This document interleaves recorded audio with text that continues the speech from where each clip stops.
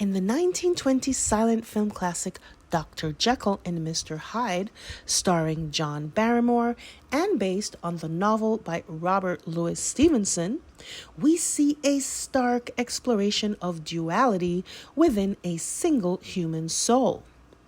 The story revolves around Dr. Henry Jekyll, a respected London scientist who develops a potion that unleashes his suppressed and sinister alter ego, Edgar Hyde. Barrymore's portrayal of both personas effectively uses the medium of silent film to magnify the internal conflict between societal respectability and uninhibited savagery. The film cleverly employs various metaphorical devices to illustrate the volatile nature of Jekyll's transformation into Hyde. The use of mirrors, for example, serves not just as a reflection of Dr. Jekyll's physical change, but also as a symbol of introspection into his darker self. Dr. Jekyll's initial transformation is triggered by his frustration with the rigid constraints of Victorian society and his desire to explore the darker side of his nature without societal repercussions. This dichotomy represents people with mercurial personalities who may appear controlled and composed until a particular event or person triggers their inner Mr. Hyde, a side that is impulsive, potentially aggressive, and starkly different from their public persona. The story serves as a metaphor for conditions like bipolar disorder, where individuals might display markedly different behaviors depending on their emotional state, akin to Jekyll's potion-induced switches. The film, by visually and thematically amplifying these shifts, invites viewers to reflect on the nature of identity and the hidden complexities of the human psyche.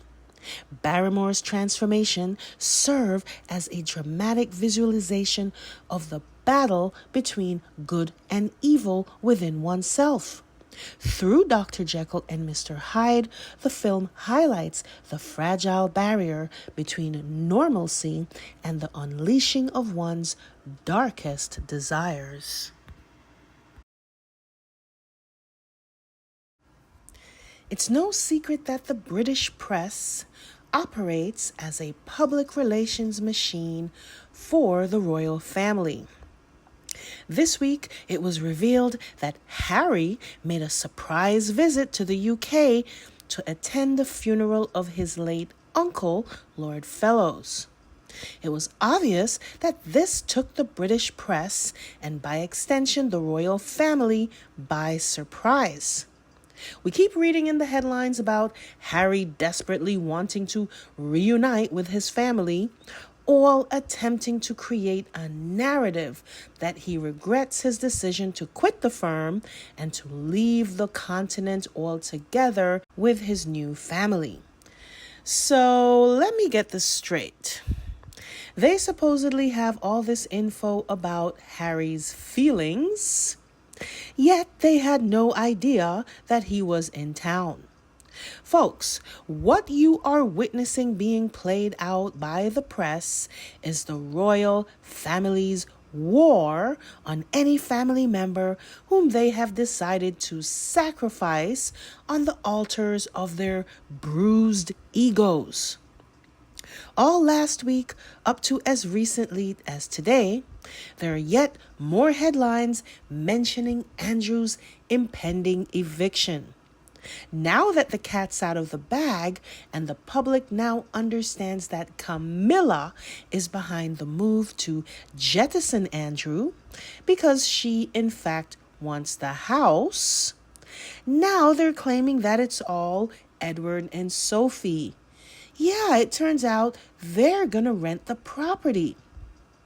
Edward and Sophie, of course, have no interest in the property, but they understand undoubtedly that they are being used. But they can't exactly come out and say that.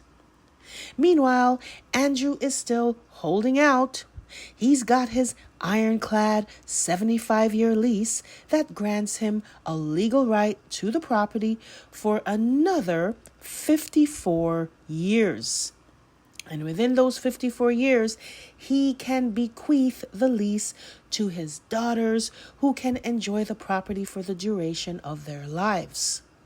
Recently, it was reported that the firm is even trying to use Andrew's ex-wife, who incidentally still lives in the property with Andrew, in order to persuade him to leave. But anybody who grew up with Fergie knows that she likes to play both sides, and I'm sure she's probably on board with Andrew about holding on to Royal Lodge and leaving it for the girls. But time is running out for Camilla. She's already 77 years old, and she doesn't have 54 years to wait. If she's going to get that property, she needs to get her hands on it now. Because if Charles dies, she runs out of time, and the possibility of her getting the property become slim to none. Because one thing's for sure, folks, William is not going to fight for her once his father dies.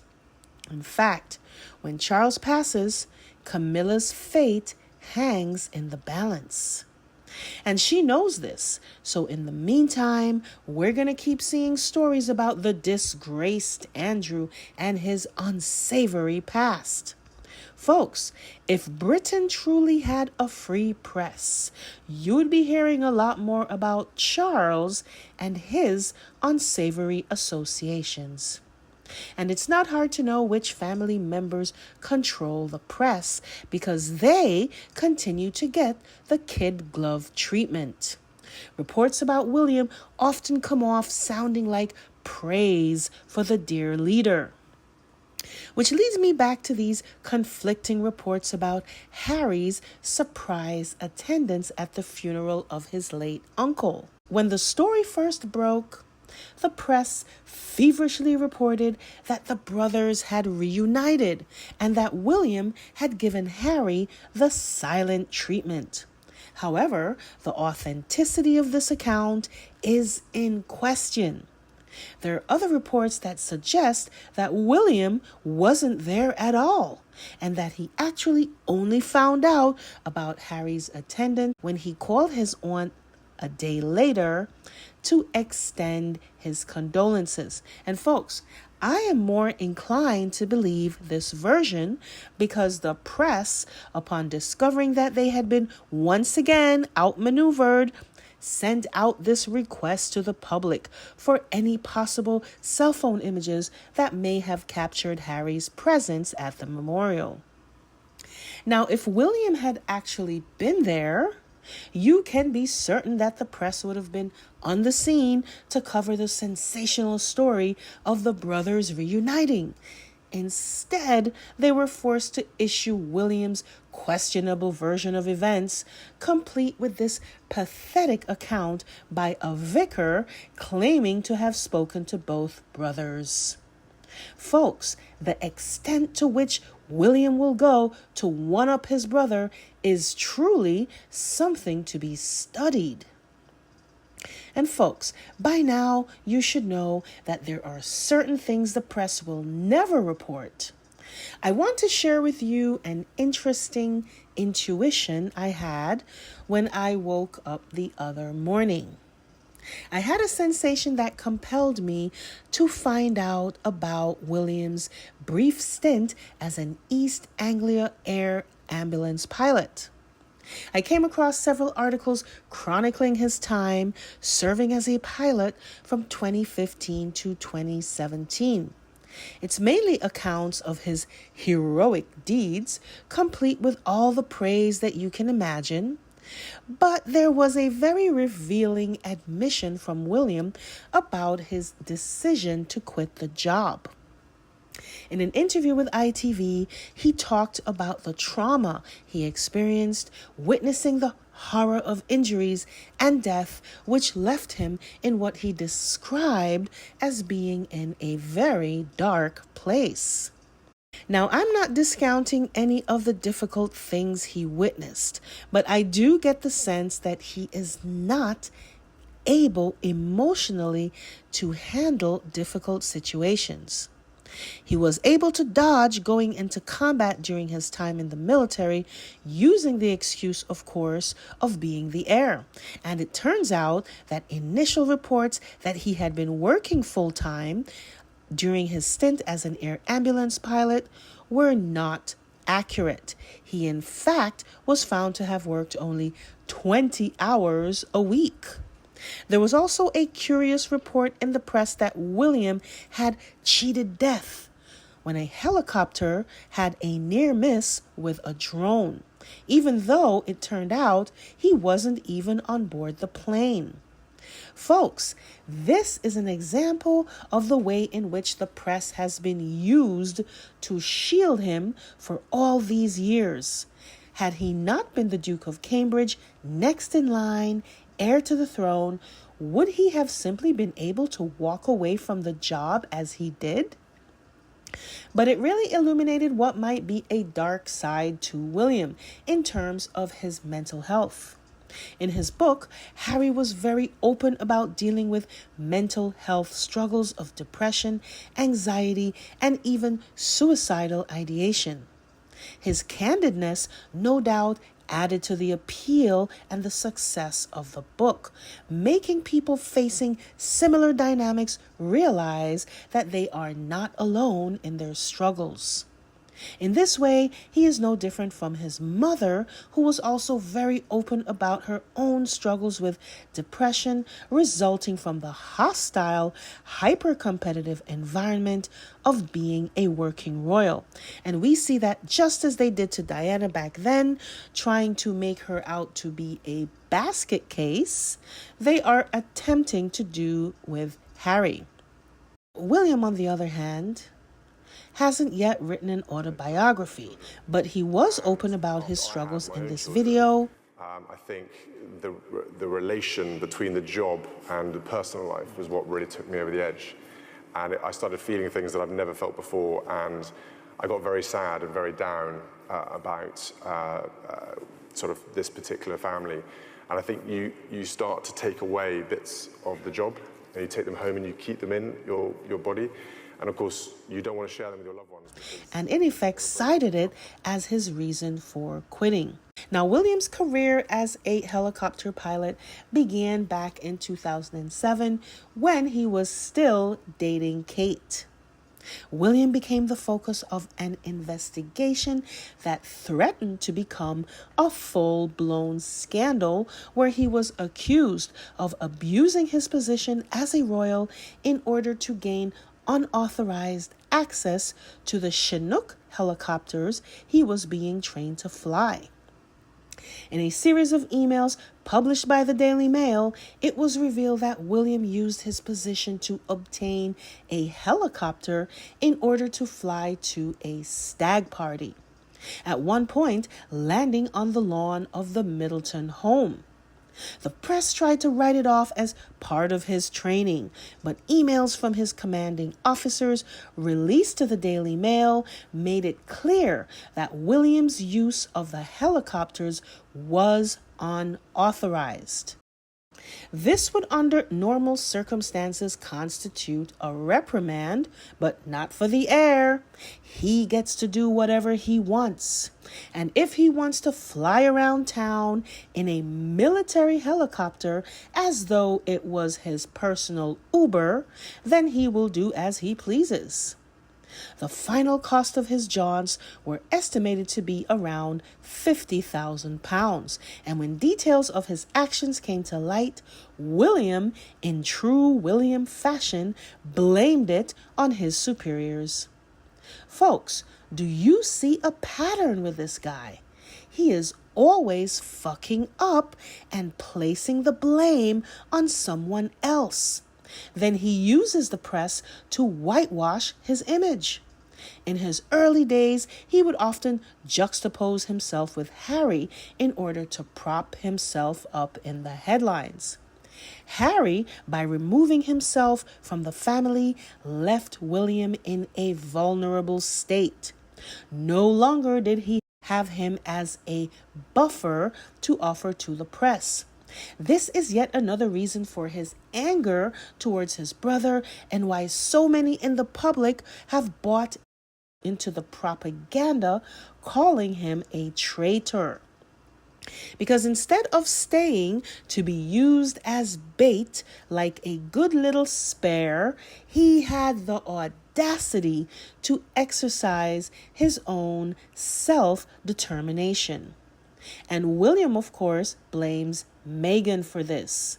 Had she not come along with all her forwardness, outspokenness, and that famously unabashed American self-confidence, he would still have his brother to use as a foil today. And folks, can you see him ordering the private and unauthorized use of these helicopters, bullying his way into special privileges, regardless of who might get hurt? And for all those still under the illusion that Britain is a constitutional monarchy, it should alarm you that William could use his position to commandeer a military aircraft designed for combat for his own personal use and get away with it. And that no one in his chain of command had the balls to tell him no.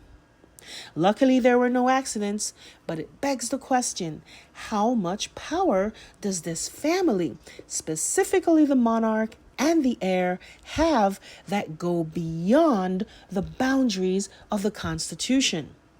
In 2022, when the Queen lay on her deathbed, it was revealed that William ordered the plane heading to Balmoral to leave Harry behind.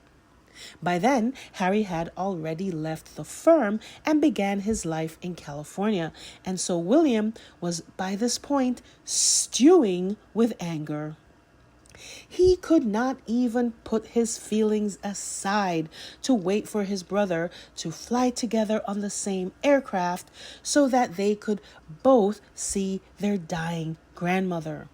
Folks, if this is the kind of petulant rage he is capable of displaying in public, can you imagine what he must be like in private? And folks, whenever I think of the disappearing act that took place this year, William's anger issues figure into it somehow, but we certainly won't hear about it in the press.